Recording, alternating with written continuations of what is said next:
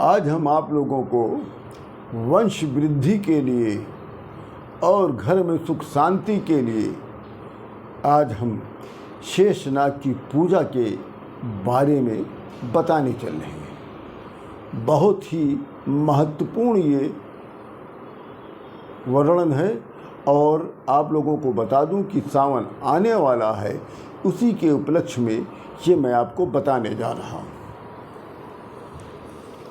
शेष सहस्त्र शीस जग कारण, जो अवतरौ भूम भय तारन। शेष सहस्त्र शीस जग कारण, जो अवतरौ भूम भय तारन।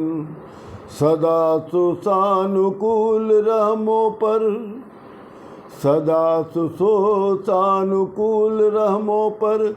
कृपा सिंधु सौमित्र गुना कर, कृपा सिंधु सौमित्र गुना कर। जो 1000 सिर वाले और जगत के कारण 1000 सिरों पर जगत को धारण कर रखने वाले शेष जी, उनको मेरा सादर प्रणाम है। जिन्होंने पृथ्वी का भय दूर करने के लिए अवतार लिया, वे गुणों के खान कृपा सिंधु, वो गुणों की खान कृपा सिंधु सुमित्रानंदन श्री लक्ष्मण जी मुझ पर भी और आप सब पर सदा प्रसन्न रहे। सनातन धर्म में भगवान विष्णु को पालनकर्ता कहा गया है। जगत के पालनकर्ता भगवान विष्णु के 2 रूप बताए गए हैं। एक तो उनका सहज और सरल स्वभाव, और दूसरा रूप में भगवान विष्णु काल स्वरूप शेष नाग के ऊपर बैठे हैं। भगवान विष्णु जी का यह स्वरूप थोड़ा भयानक अवश्य लगता है, परंतु भगवान विष्णु की लीलाएं जो है अपरंपार है। भगवान विष्णु अनेक शक्तिशाली शक्तियों के स्वामी हैं। इन्हीं में से एक अत्यधिक शक्तिशाली शक्ति का नाम है शेषनाग।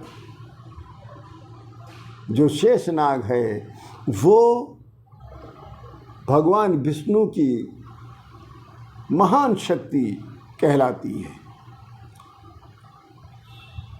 और इनकी पूजा नाग सावन में अवश्य करनी चाहिए, प्रतिदिन करनी चाहिए, मगर कुछ खास लोग नाग पंचमी को करते हैं।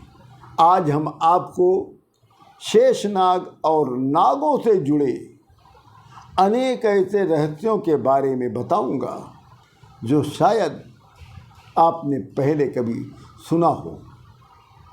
नागराज अनंत को ही शेषनाग कहा गया है। जो अनंत नागराज होता है उसको शेषनाग कहते हैं। शेषनाग भगवान विष्णु को अत्यंत प्रिय है और उन्हें उनका भगवत स्वरूप कहा जाता है। शेषनाग जो हैं भगवान विष्णु जी का भगवत स्वरूप है। प्रलय काल के दौरान जब नई सृष्टि का निर्माण होता है, तब उसमें शेष अवक्त शेष रह जाता है। हिंदू धर्म कोश के अनुसार वे उसी के प्रतीक माने गए हैं। भविष्य पुराण में इनका वर्णन 1000 फन वाले सर्प के रूप में किया गया है। भविष्य पुराण में शेषनाग को बताया गया है कि इनके 1000 फन हैं और ये जीव तत्व के अधिष्ठाता हैं और ज्ञान और बल और नाम के गुणों की इनमें अत्यधिक प्रधानता होती है। इनका जो आवास बताया गया है, इनका जो लोक बताया गया है, वो पाताल लोक बताया गया है। और वास्तव में ये पाताल लोक के मूल देवता कहे जाते हैं।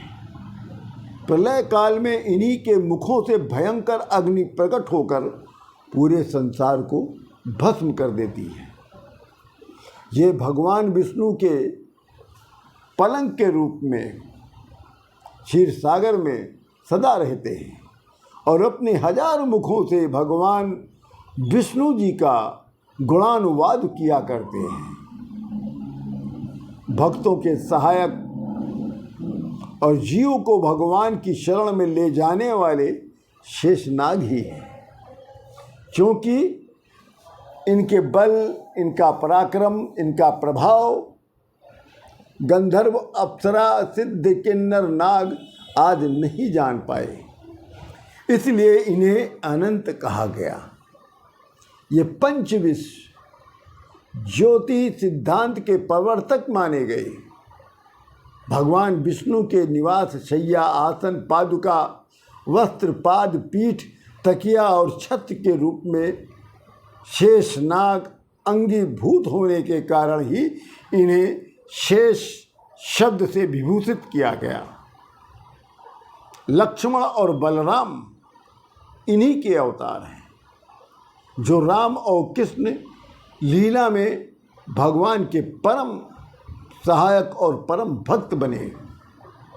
हमारे जीवन का, हम सबके जीवन का हर क्षण अनेक जिम्मेदारियों, अनेक कर्तव्यों, दायित्वों को अपने अंदर समेटे हुए हैं और सबसे अत्यधिक महत्वपूर्ण दायित्व जो मनुष्य का होता है वो अपने परिवार और अपने समाज के प्रति होता है। एक वास्तविकता ये भी है कि इन जिम्मेदारियों को पूरा करने के लिए हमें अनेकों परेशानियों का सामना करना पड़ता है और शेषनाग रूपी परेशानियों को अपने कैद में कर भगवान संपूर्ण समाज को यही संदेश देना चाहते हैं कि चाहे परिस्थितियां कैसी भी हों, परंतु हमें सदैव परेशानियों को अपने वश में कर सरल और प्रसन्न रहना चाहिए।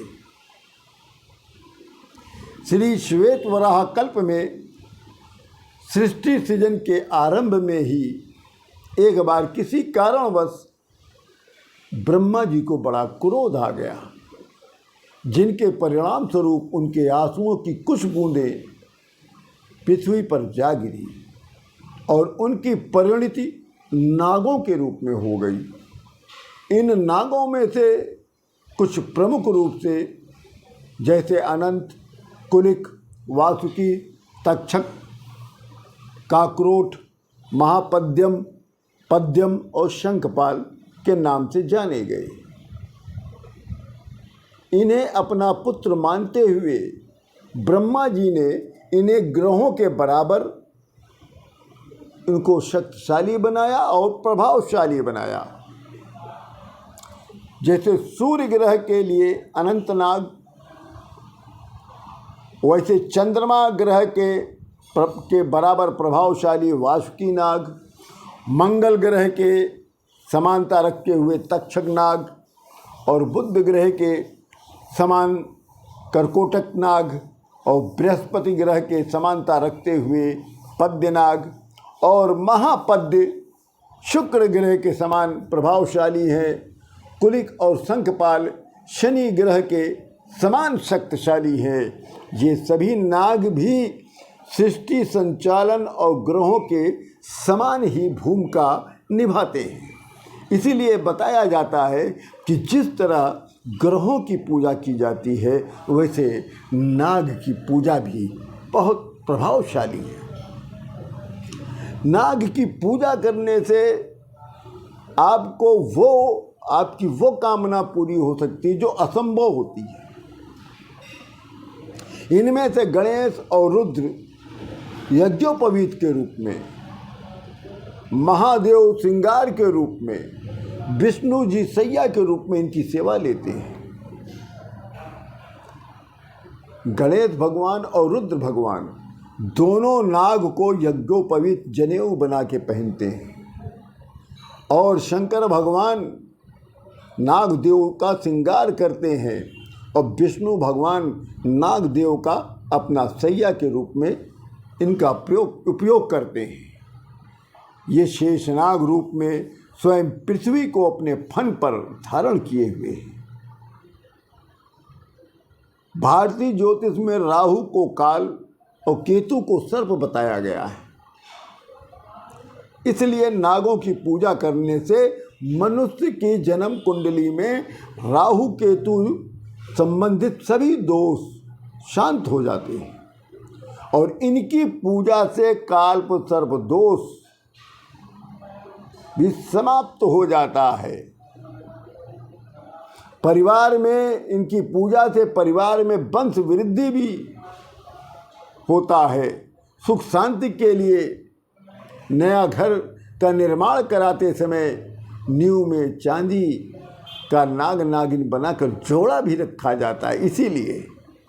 इसलिए नाग देवता की पूजा बहुत प्रभावशाली बताया गया है।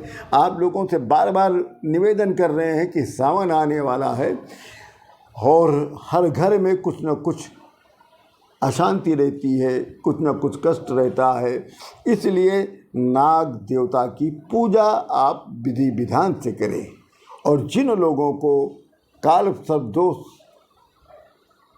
उनकी कुंडली में है तो वो 9 अगस्त को हम इसका अनुष्ठान करने जा रहे हैं। यदि आप आना चाहें तो आप हमको कमेंट्स कर दें, मैं आपको उसमें आपको डिटेल दे दूंगा। आपसे किसी प्रकार की कोई भी दक्षिणा नहीं ली जाएगी। इसी के साथ राम राम।